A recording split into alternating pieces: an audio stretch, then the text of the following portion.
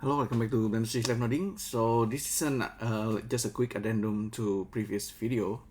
So in the previous video, I was talking about this FaceSet Boundaries node. You probably need to watch that to understand what this node does. It's selecting edges that you can use for split edges or for UV unwrap. Okay, so this is really powerful.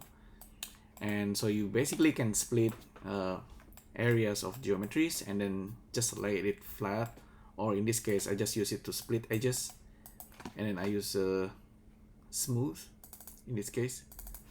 So the setup is very simple. If I have a cube and I distribute some points on the faces of the cube after I subdivided it, what I can do here is to generate points on the surface of this cube or sphere, and then I'm using it with geometry proximity. So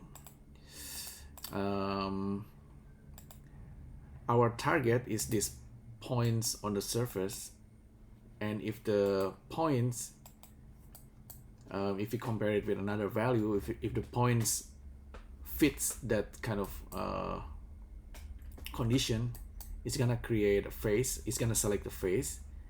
And then we can use that with FaceSet Boundaries. So we have like edge selections that we can use to split this cube sphere. Okay, so it sounds pretty crazy, but it's almost like a Voronoi in this case, but just a flat Voronoi. It's not 3D Voronoi because I'm using distribute point on faces. But I think in the future we might have like a 3D Voronoi that's more or less is doing the same thing but in 3D. So yeah, this is taking advantage of that face selection that we can use to create a FaceSet boundaries, and the output boundary edges can be used to split edges. And I use it with solidify, etc. This I can set smooth. Yeah, I really like this.